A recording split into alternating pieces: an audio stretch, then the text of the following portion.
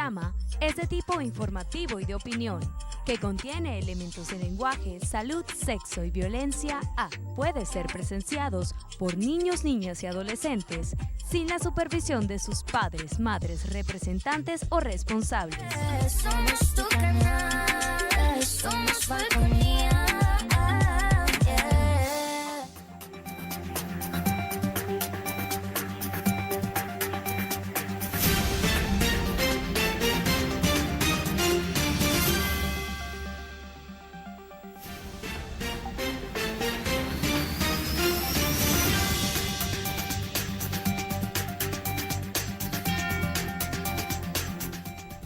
Hola, ¿qué tal? Buenas noches, bienvenidos a Punto Fijo de Opinión a través de Falconía. Como siempre es un honor estar con ustedes, gracias por la atención que cada noche nos dispensan y por supuesto en los programas, en las repeticiones sucesivas.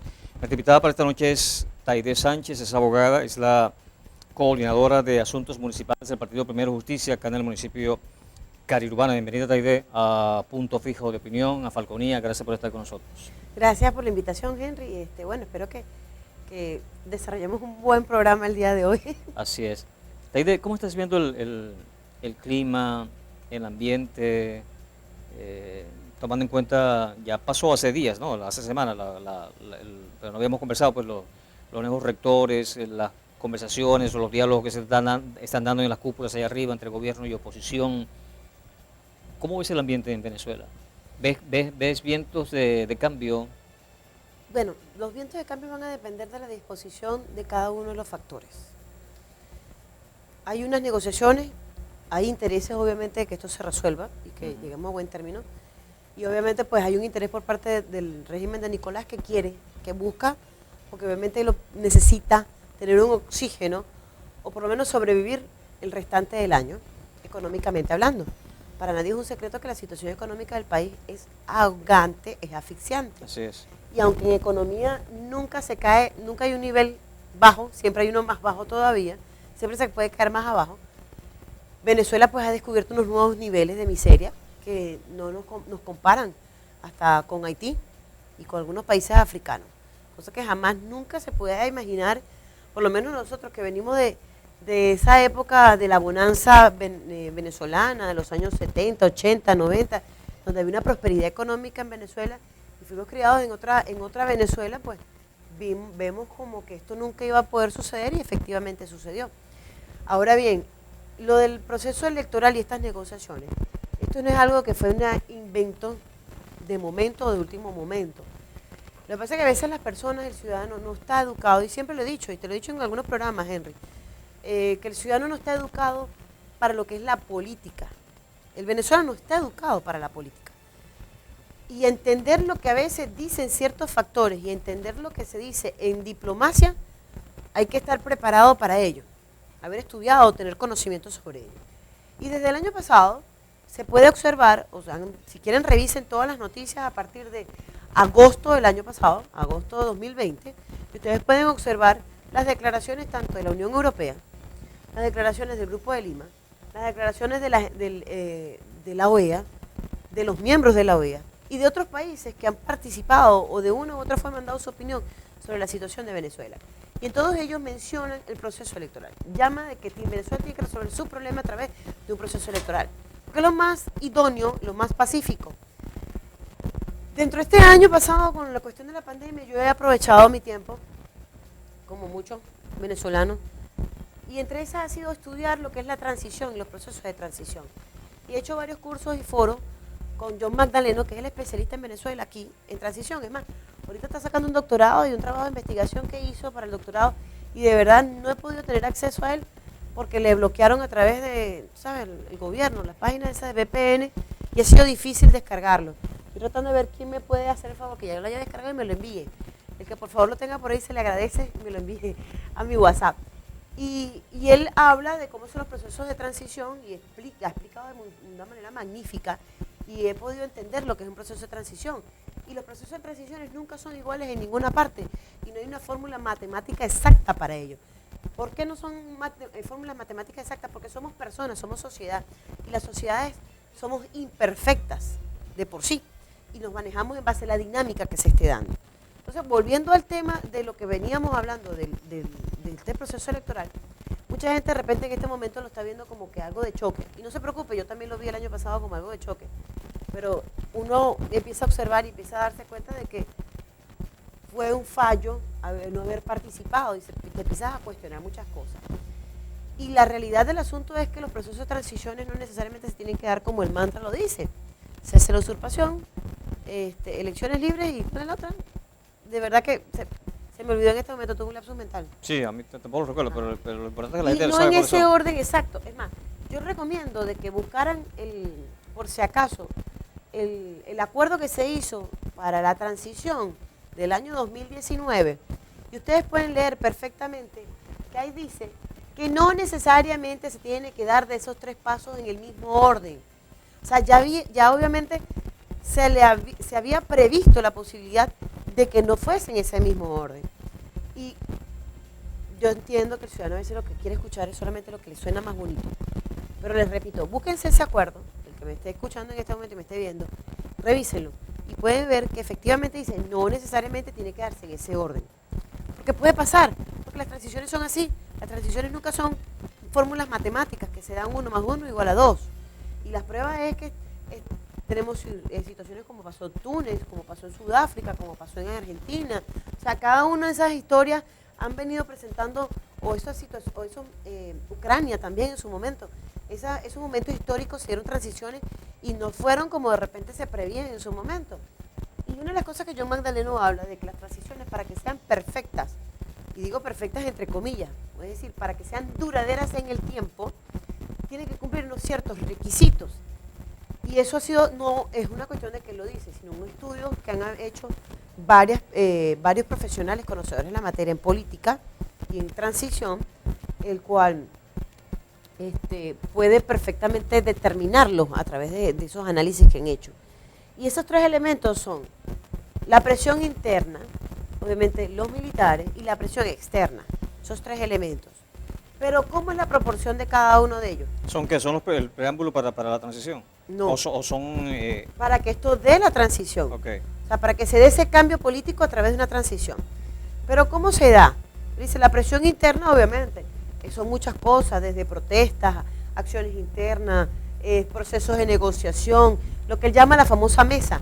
La mesa que va con varios puestos y se va rotando cada puesto y se vuelve a repetir N cantidad de veces que sean necesarias hasta que logremos consolidar esa conjunción de voluntades.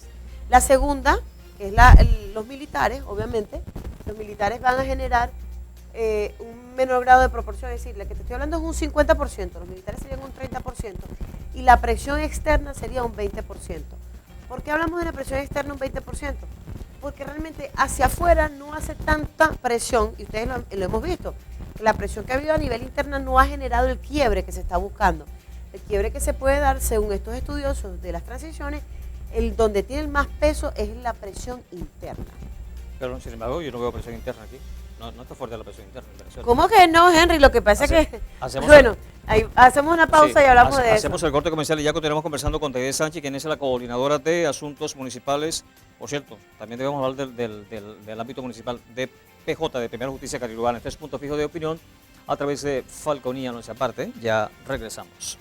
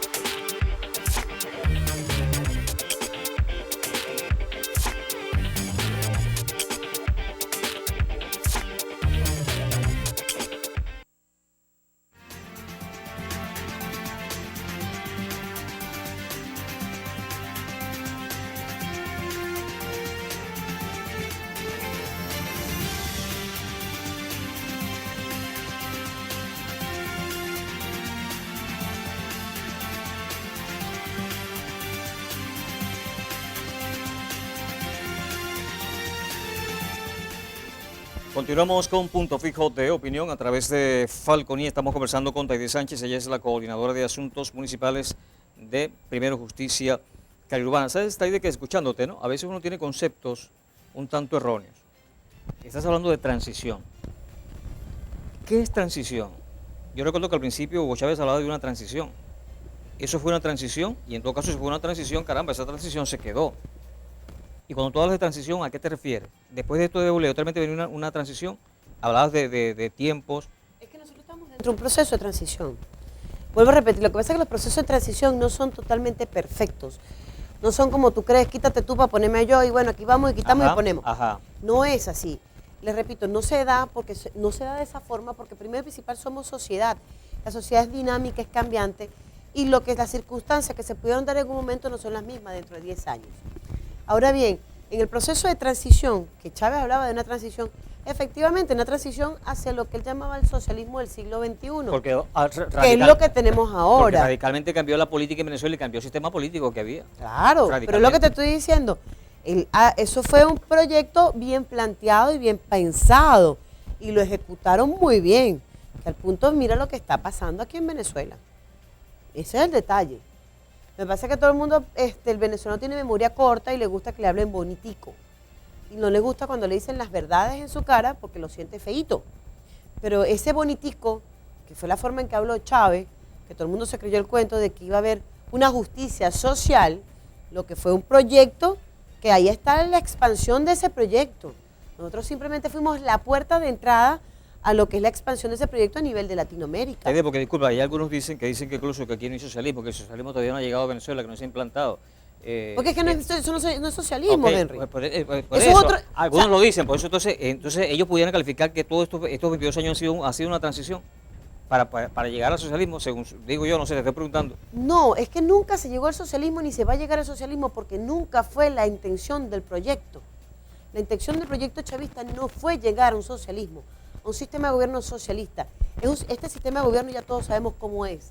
Es autócrata, es autoritario, es dictatorial, vemos los niveles de corrupción altísimos, donde tenemos un Estado forajido, porque realmente lo que hay, o sea, esto es una mezcla de muchas cosas, y esto fue simplemente un proyecto para llegar a, y fuimos la puerta de toda Latinoamérica. Y fíjense que no es mentira, cuando el cuento de la espada de Bolívar por América Latina no era la espada, era la chequera de PDVSA dando vuelta por toda América Latina, comprando y montando esto. Y vemos hechos de corrupción, Perú, Chile, Ecuador, Bolivia, Venezuela, Colombia. Los hechos en Colombia no son fortuitos, no son generación espontánea, Henry. Lo que pasó en Venezuela no fue generación espontánea. Entonces esta transición puede ser para bien o puede ser para mal. Las transiciones pueden ir para un sistema de gobierno de una forma o de otra forma. Myanmar. ¿Cuál fue la razón en el momento de Myanmar? Que es una historia reciente que tenemos. Hubo un proceso de transición. Y el proceso de transición, los militares cortaron ese proceso de transición hacia una democracia perfectible y resulta que llegaron y se instauraron y ahora son una dictadura militar, de corte militar.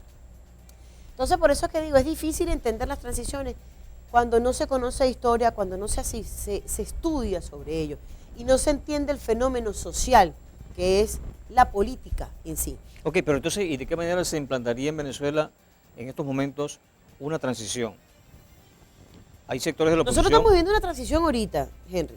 La transición que se comenzó en el 2019, y yo sé que muchos de repente no lo ven, pero sí se comenzó, que no se ha dado lo que se esperaba o lo que la gente creía que era rápido, porque ese es otro problema, que el venezolano, acuérdate porque el 2019 fue cuando salió el acuerdo de transición, en el 2019, enero, febrero del 2019, ¿te acuerdas?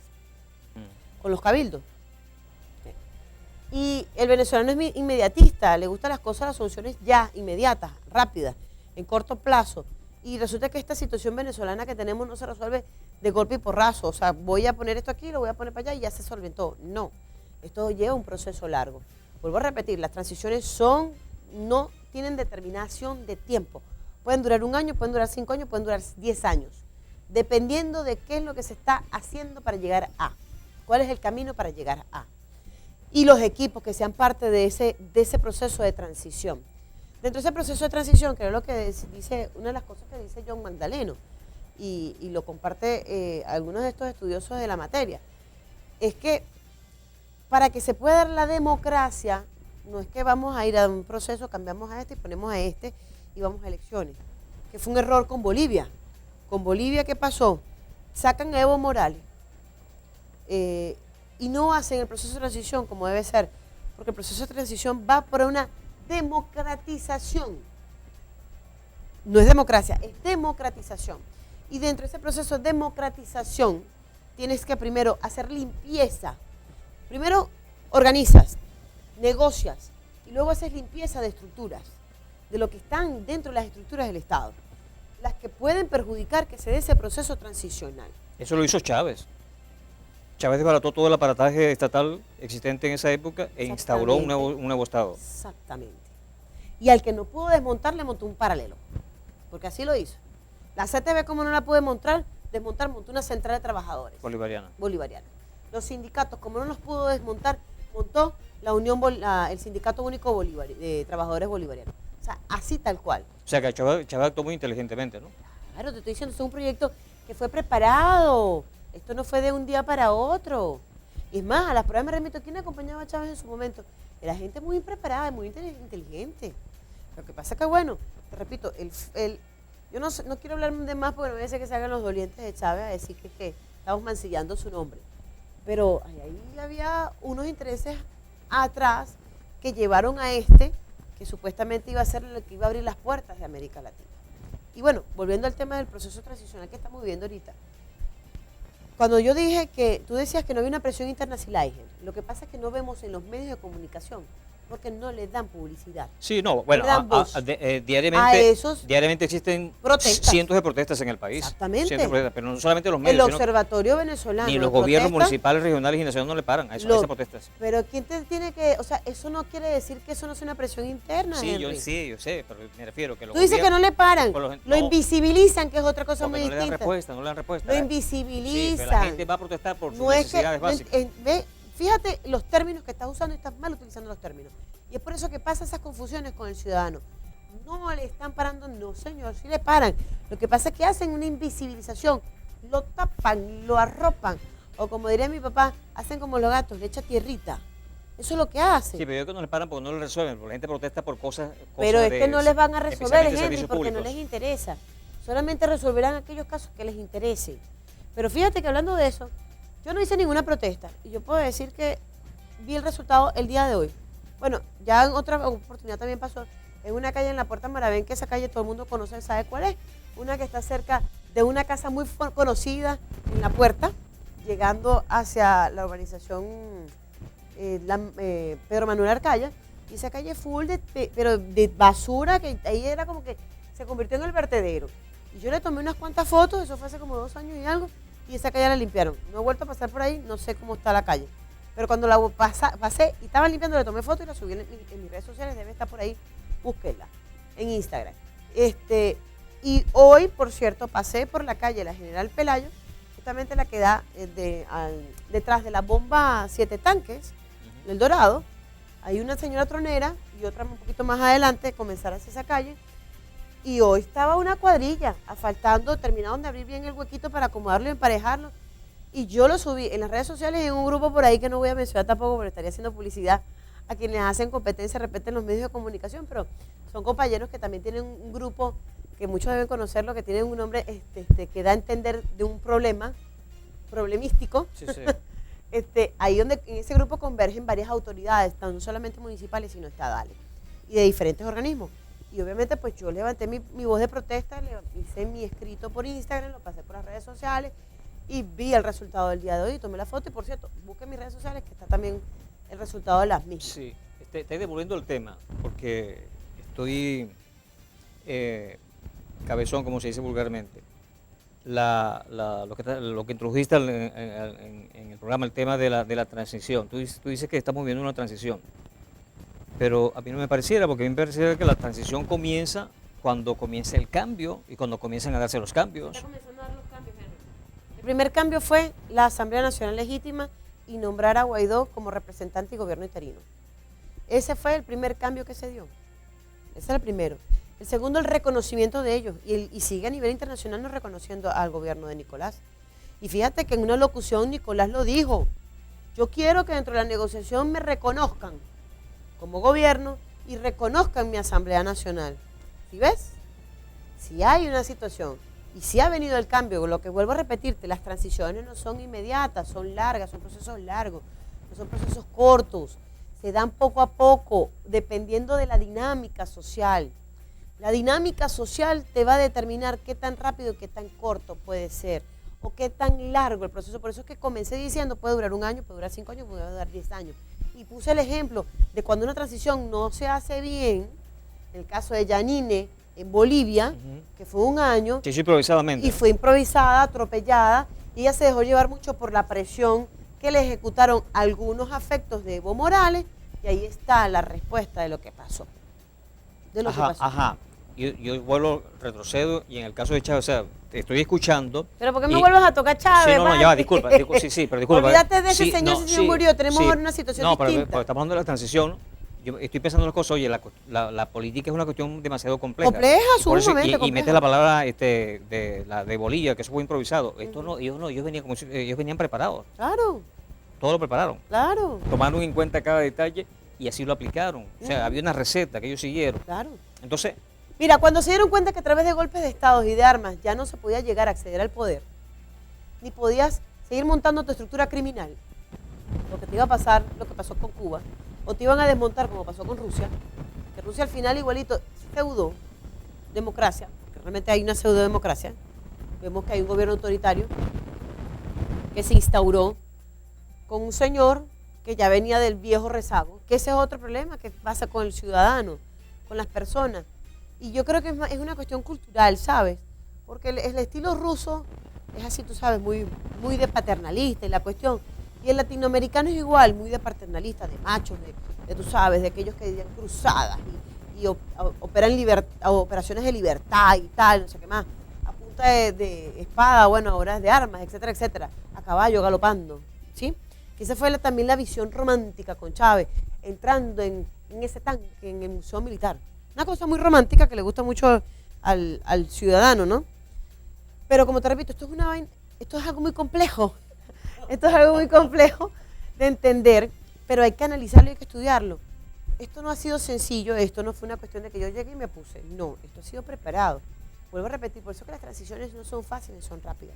Y hay que entender que los procesos de transiciones hay que estudiarlos. Cuando yo hablaba de las mesas que se vienen a dar, que giran y se repiten y se repiten, en esas mesas se presentan, o ruedas, como usted le quiera poner, se presentan procesos de conversaciones, negociaciones, protestas, intercambios, liberación de presos políticos, se dan muchas cosas en ellas.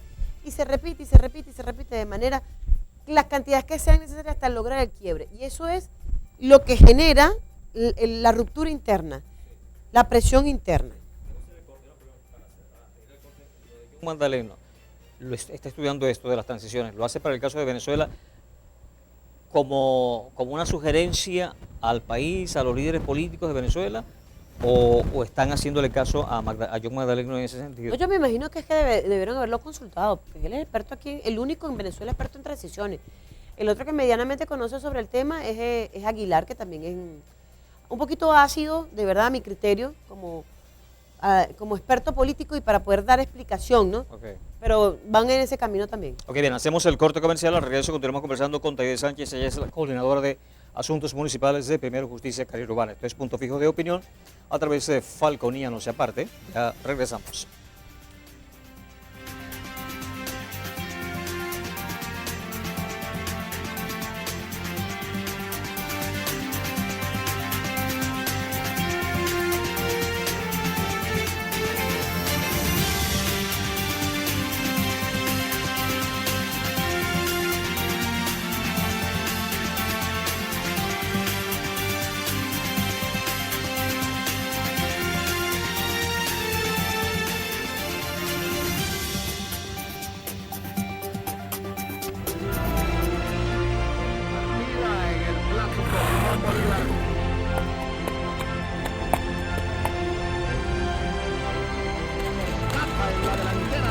La milla 1:37, entran en la recta final, Mayón Business dominando.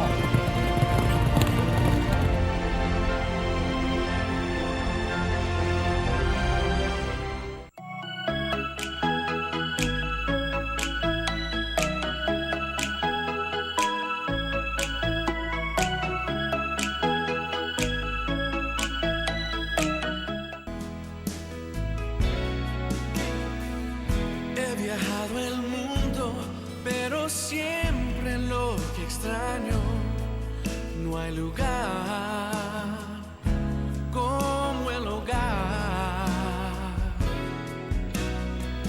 Anhelo ver las caras de los que quiero más, no hay lugar como el hogar.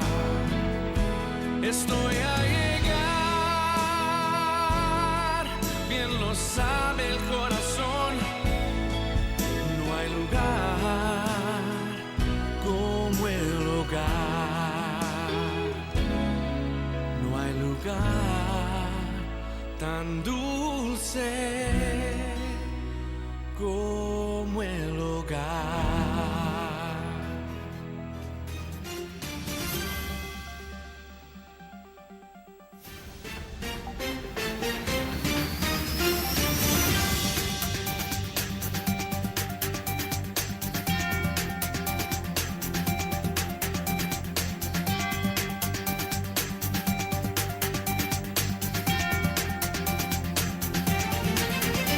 Continuamos con Punto Fijo de Opinión a través de Falconía. Estamos conversando con Teide Sánchez, es abogada, es la coordinadora de Asuntos Municipales de Primera Justicia Cariurbana. Continuando con el tema que introdujiste a la conversación en relación a las transiciones.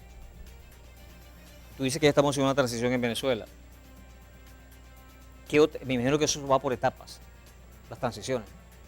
Sí, claro, va por etapas. La primera obviamente es el quiebre. ¿Y en Venezuela se dio el quiebre? Se está dando el quiebre. Ok, ¿y después del quiebre cuál vendría? Después de eso viene el proceso de democratización. Ujú. Es decir, que empiezas tú a barrer con las estructuras, A desmontar. a desmontar todo lo que hay. Empiezas a desmontar, a desmontar, a desmontar. Obviamente, dentro de ese proceso de transición, yo sé que a muchos de repente no les puede gustar, pero va a haber dentro de las figuras del Estado algunos miembros del gobierno anterior. Porque así Sí, claro. se puede manejar. Incluso Chávez lo hizo. Chávez tuvo ministro a Pucci, Ujú. que era del MAS, que había trabajado con Caldera, y una señora que también era ministra, no recuerdo. Exactamente. Lo mantuvo por Exactamente. más de un año incluso. Exactamente. Sí. Y pasó igual que en España, cuando hubo la transición con Franco hacia el rey Juan Carlos, fue así. Juan Carlos tuvo dentro de su estructura presidencial o de gobierno, mejor dicho, Franco tuvo a Juan Carlos dentro de su estructura de gobierno para hacer la transición. Y luego cuando ya entrega definitivo a Juan Carlos de Borbón, Juan Carlos dentro de su estructura de gobierno de Estado dejó personas del gobierno de Franco para ir ya después a un proceso electoral donde obviamente, bueno, ya conocemos la historia de España, pero es así y así se maneja. Ok, Tede, quiebre, ¿cómo fue que dijiste? Desmontar las estructuras. ¿Cuál sería el otro paso? Bueno, obviamente, como les dije, mantener dentro de la estructura O sea, a ciertas personas Cuando hablas de desmontar es de democratización. de abajo hacia arriba. O Democratización. sea, el desmontar las estructuras son desde abajo hacia arriba, no de arriba hacia abajo. Porque ese es otro error que todo el mundo quiere. No, vamos a cortar en la cabeza. Ya va, un momentico. Esto es de abajo hacia arriba. Desmontar estructuras de abajo hacia arriba, que son estructuras mucho más complejas. Incluso, Teide, tu papá es militar, ¿verdad? Ujú. La estructura, yo recuerdo que una vez fui a hacer me invitaron a hacer un curso de corresponsal de guerra Ujú. aquí en la base naval, y yo dije, yo voy a ver, yo voy a ir solamente para ver si la Fuerza Armada cambió. Y fui, y recuerdo que una mañana yo empecé a hacer muchas preguntas a Chachatiata, entonces era el comandante aquí de la base naval, y había otro, ¿Quién? Chachatiata, esos eran sus apellidos. Y me di cuenta que sí se había cambiado radicalmente la Fuerza Armada Nacional. Claro, eso no se dio de la noche a la mañana, fue un proceso. Pues la mayoría de los militares estaban con el otro modelo de la Fuerza Claro. Armada. Hoy en día, la mayoría de los militares hoy en día está con el nuevo modelo que implantó Claro, Chávez claro. en el ámbito militar. Claro. Entonces, por eso que te digo, esto es un proceso largo. En Venezuela va a ser largo. No crean que es de la noche a la mañana. Y por eso cuando se habla yo, a nivel personal, ojo, esto no es una posición del partido, es una posición de Taidé. Yo creo que debemos ir a las elecciones regionales, debemos participar en el proceso electoral de alcaldes, gobernadores, concejales. Primero porque yo siempre he creído en el gobierno local. El que me conoce sabe que yo siempre he tocado ese tema. Cuando estuve en el Plan País, estuve en el proceso, en la mesa de descentralización y gobierno local, y siempre me ha gustado ese tema, esa materia, porque considero, y soy de la creyente de la teoría francesa que habla que el gobierno local es el que te resuelve el problema. Claro, claro. Y efectivamente es así porque es el que es más cercano al ciudadano, es el más importante, porque el gobierno nacional crea políticas paraguas, sin determinar sí, específico por cada región, pero también mientras que el del alcalde conoce las necesidades de la ciudadanía. Pero también depende de la estabilidad del país, ¿no? Estabilidad política, económica y social. ¿Y cómo lo logramos, Henry? De arriba para abajo no se puede, tiene que ser de abajo hacia arriba. ¿Cómo tú montas una mesa y están las patas?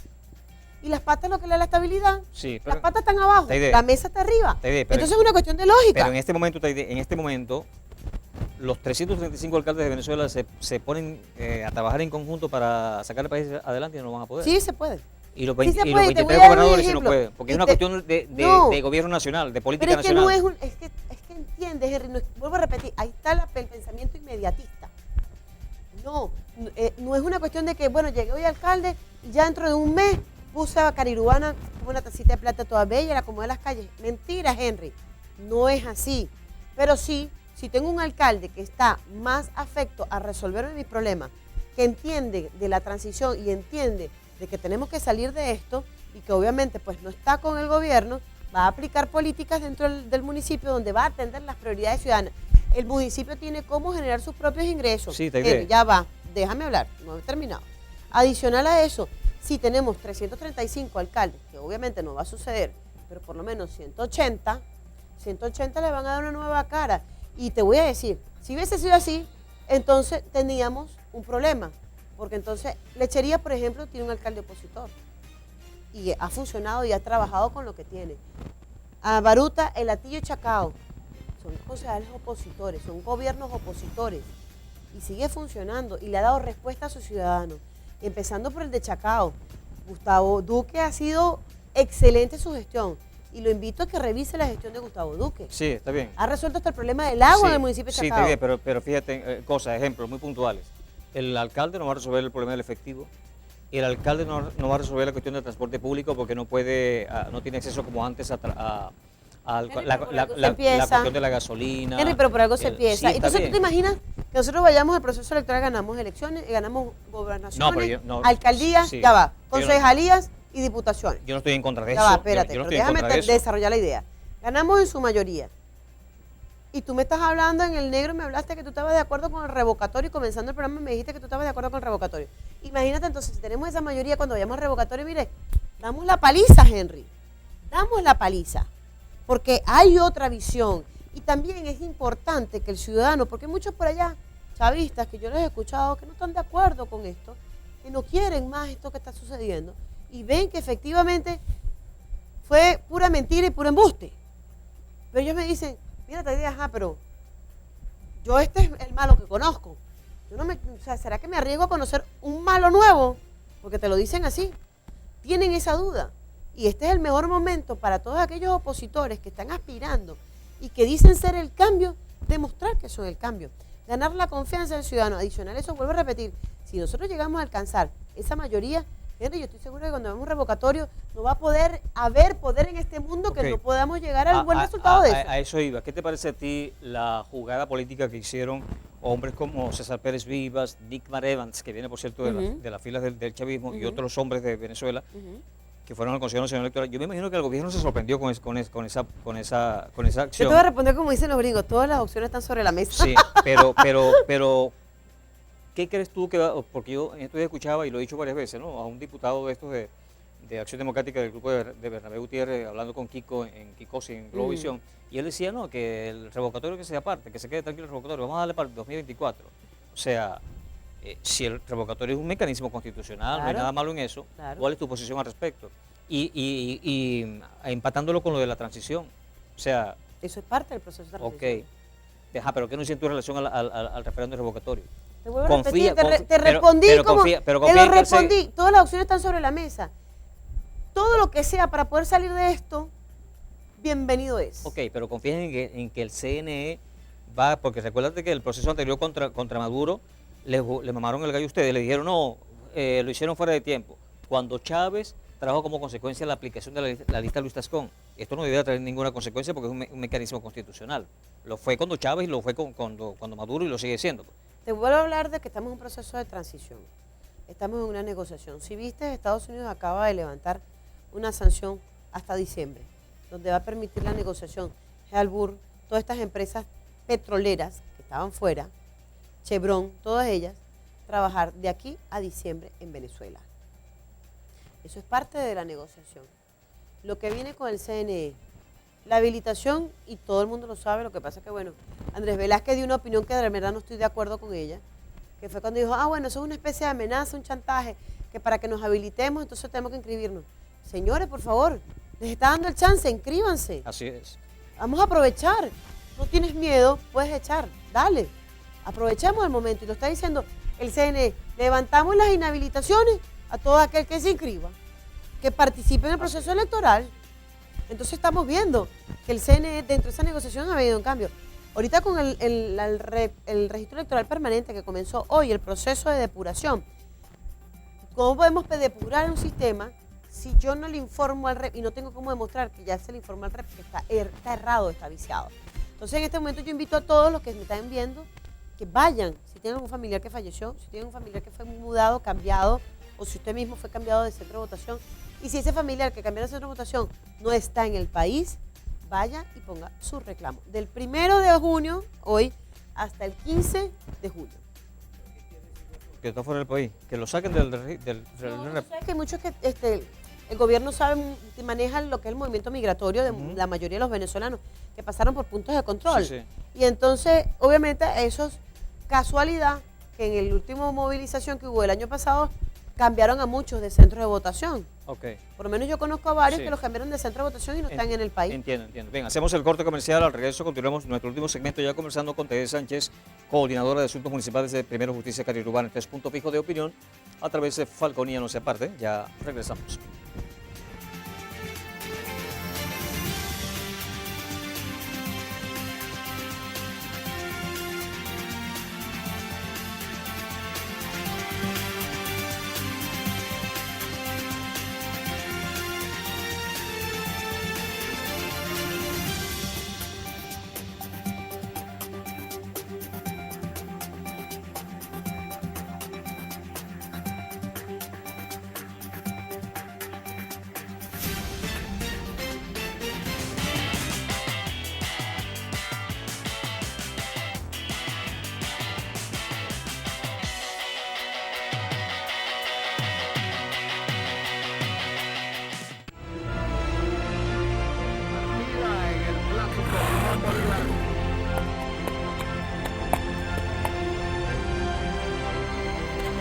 En la delantera, la milla 1:37. Entran en la recta final, Mayón Business dominando.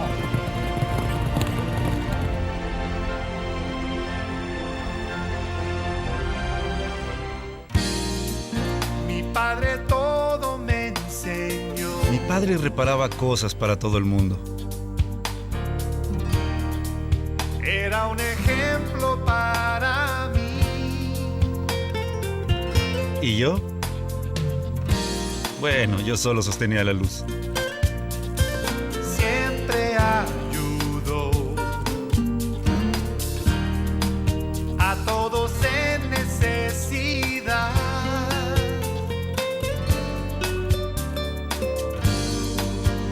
A través de los años, reparamos cosas de amigos y de algunos desconocidos también. Me estaba enseñando algo más que a reparar cosas.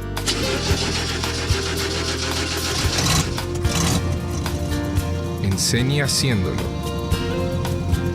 Pásala.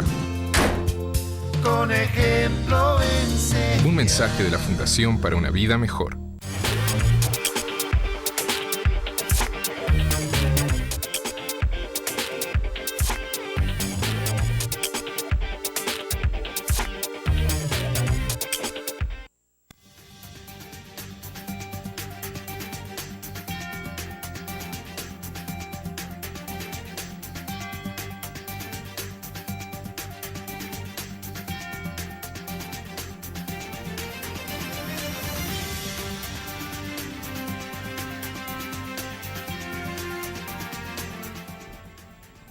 Continuamos con Punto Fijo de Opinión a través de Falconía. Ya este es nuestro último segmento. Estamos conversando con Teide Sánchez, abogada, es la coordinadora de Asuntos Municipales de Primero Justicia Carirurbana. Bien, Teide, has dicho,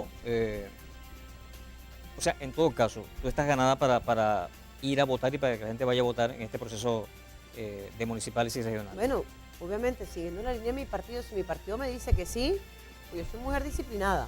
Sí, Si tú- Primero Justicia toma la decisión de participar en este proceso electoral, me verán ahí de primera participando. Ok, pero esto es un programa de opinión, se llama Punto Fijo de Opinión. Aquí prevalece la opinión del invitado.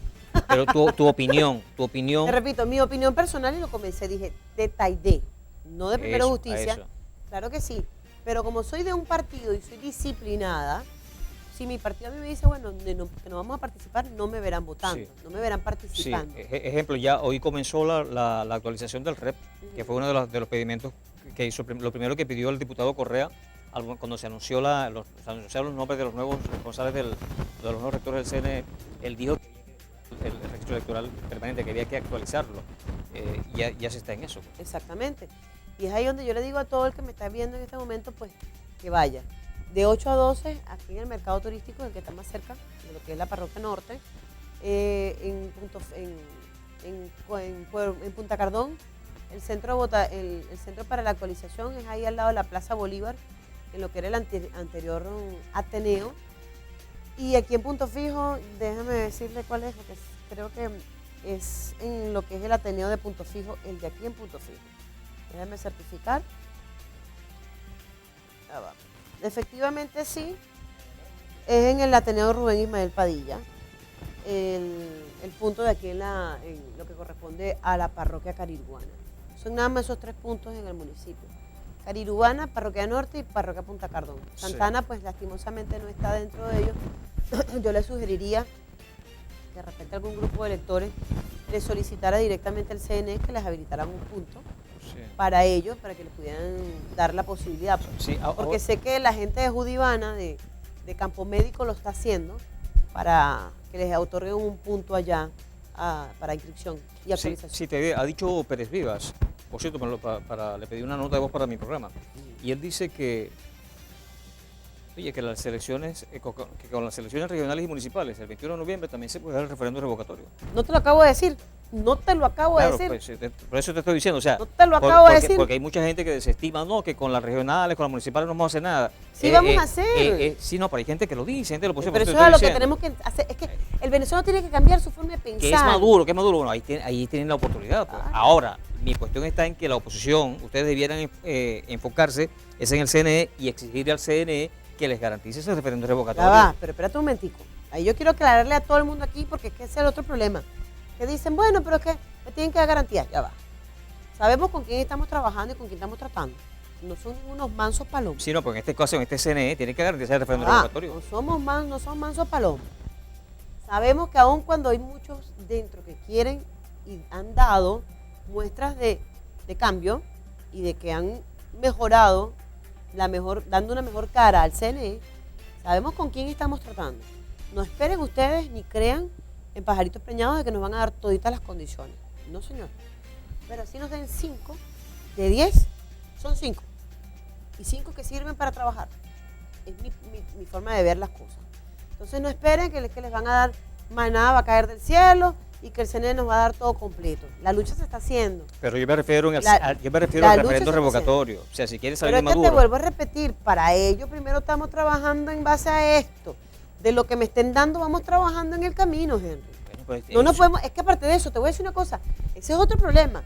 El adelantarnos y decir, no, porque para dentro de 5 días vamos a hacer revocatorio. No, porque la política es muy cambiante, Henry. Lo que hoy pensamos que está bien, mañana no es así. Mañana las cosas cambian, el panorama es diferente y nos trae otra situación.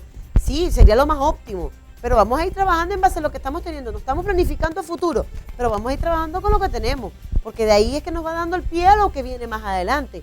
Yo puedo decir ahorita misa y puedo decir, no, como algunos de manera irresponsable han dicho, tiene que ser generales, presidenciales, gobernadores, alcaldes y tal, no sé qué más, y el revocatorio. Ya va. Sería lo óptimo, pero eso no va a ser así. Eso no es posible. Sí, y no es posible, no que, porque no se pueda dar. Hay gente de la oposición porque que pide. sabemos con quién estamos trabajando. Entonces entiendan que esto es una lucha de posición, esto es una lucha de condiciones, y vuelvo a repetir, así me den 5 de las 10 que pedí, pero son 5. Que pide la elección parlamentaria nuevamente y la elección presidencial, eso no va a ser. O sea, ellos no van a ceder eso, el gobierno no va a negociar eso. Pero el referéndum revocatorio, que repito, es un mecanismo constitucional y no tiene por qué tener trabas, es lo más próximo que tienen. Ahí tienen que abocarse, en eso tienen que centrarse. Tenemos que abocar a la gobernación y alcaldía, que es lo más inmediato que tenemos. Pero tú puedes caminar y masticar chicle a la vez, tú puedes activarse. Sí, pero Henry, ¿cómo yo voy a...? Es que es a lo que voy. ¿Cómo vamos a ir a un referéndum revocatorio si nosotros no hemos logrado lo mínimo básico para ir a una elección de gobernador y alcalde? Por eso que te estoy diciendo, estamos peleando para esto. Porque si nosotros no logramos lo mínimo para poder ir a esto, mínimo, yo no estoy diciendo que nos lo van a dar todas, lo mínimo para poder ir, ¿cómo vamos a ir a una elección revocatoria? A lo que voy.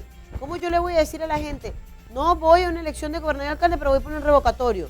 Ya va, o sea. Claro, por supuesto, ahí sí estamos de acuerdo, allí sí estamos de acuerdo. ¿Es lógico?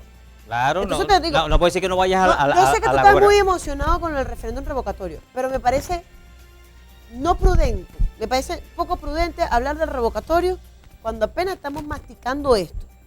Estamos masticando, lo estamos engullendo y estamos trabajando en paciencia. ¿Qué dice Pérez Rivas? Que él activó, ellos fueron el 24 claro, porque ellos lo activaron. La elección se adelantó y entonces Maduro se juramentó el 24 de mayo. Esa es la teoría que ellos tienen y yo se las avalo. Digo cuando yo se las avalo porque efectivamente para mí hubo continuidad administrativa. Aun cuando él dice que no la hubo, pero hubo continuidad administrativa, porque Nicolás, cuando tomó posesión, que fue en diciembre, en octubre del año anterior, del fallecimiento de Chávez, para mi criterio hay continuidad administrativa. Y por tanto, su toma de poder fue en enero, no cuando se vino a dar el proceso electoral. Eso es lo que dice César Pérez Viva. Efectivamente, ya para diciembre se le vendría cumpliendo su tiempo para hacer el revocatorio en enero. Pero Viva dice, bueno, que si no se lo dan ahora el referéndum revocatorio, bueno, que para el 10 de enero no se lo pueden negar. Claro, exactamente. Por eso te digo. Pero te voy a repetir, está insistiendo y está montando su trabajo. Chévere, yo se lo aplaudo, todas las opciones están en la mesa y de verdad me parece bien. No estoy en contra de nada de eso, porque eso el partido creo que ha sido claro en ese sentido de que ha apoyado todas las iniciativas que se dan para salir de esto. Pero es importante empezar a explicar a la gente, porque si no, la gente va a ver, vuelvo a repetir, como menos importante o menos preponderante las elecciones regionales y municipales. Y para que sea revocatorio, compadre, necesitamos ganar elecciones regionales y municipales. Porque si no tenemos una gran mayoría, compadre, no nos va a dar el revocatorio. Bueno, pudiera, como dice Pérez Viva, ir el revocatorio junto con las elecciones regionales y municipales. Pérez Viva dice que Maduro sacó 6.400.000 casi, no llegó a 6,5 millones. ¿Qué dice la ley en relación a eso? ¿Cuánto de...? Que tenemos que sacar por lo menos... ¿Eso más un voto? Más un voto. Ok. Bien, Tede, estamos llegando al final. ¿Con qué quieres cerrar el punto fijo de opinión de esta noche? Bueno, quiero cerrar con... Son tantas cosas, Henry, de verdad, con toda la situación en el país. Pero primero es la desesperanza. Lo segundo que quiero que el ciudadano, el venezolano, para poder exigir cambio, tenemos que cambiar nosotros. O sea, el ciudadano como tal, la persona como tal. Y puedo decir que en lo que he venido viendo, nos hemos perdido como personas. Ya no tenemos ese nivel de calidad humana. Ya se ha perdido mucho de eso. Eso es parte de este trabajo que han venido haciendo, donde nos han deshumanizado, nos han cosificado. Y el ciudadano ya no es aquel venezolano que era atento, bondadoso, solidario, etcétera, etcétera. Y yo creo que muy aparte de todo esto, señores, para poder nosotros en verdad lograr ese verdadero cambio, tenemos que empezar por nosotros mismos. Y siempre yo lo digo cada vez que hablamos, ¿cierto? Uno tiene que cambiar. Y si yo quiero una ciudad limpia, no voy a botar la basura en la calle, la cargo en la cartera y lo que llegue a la casa la boto. Si yo quiero una ciudad donde no hayan ladrones, yo no crío un hijo mío que se aproveche en una cola, que se traiga un lápiz de la escuela, etcétera, etcétera. Esas son reglas muy básicas, que eso es lo que nosotros debemos hacer. Si usted pide cambio para el país, entonces no siga apoyando como pasa. No, pero no voy a mencionar personajes, porque ya por ahí el personaje se ha enterado que lo he mencionado muchas veces y no le ha gustado. Pero hay un grupo de personas que dicen ser opositores y apoyan a ese personaje porque lo ven, qué tal, y habla duro, y baila bonito, y se monta en tarimas, y no sé qué más, y ha hecho cosas. Señores, eso no es forma de gestionar.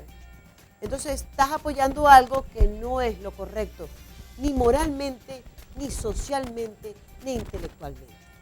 Bien, gracias a Tede Sánchez, coordinadora de Asuntos Municipales de Primero Justicia Caribe Urbano. Ustedes muchísimas gracias por la atención dispensada. La invitación es cordial para mañana, cuando desde las 10 hasta las 11 de la noche estaremos con otro punto fijo de opinión a través de Falconía. Buenas noches, un abrazo, hasta mañana y Dios les bendiga.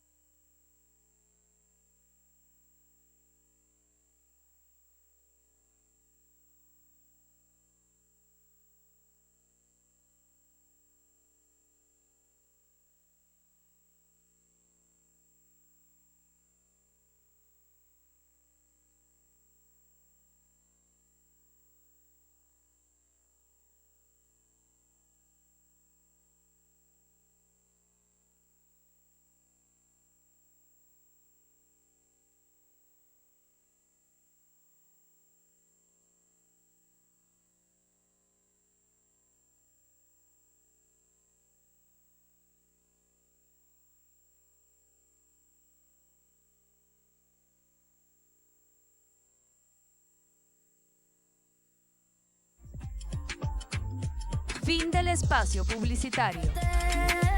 Somos tu canal, somos Falconía. En transmisión, Falconía.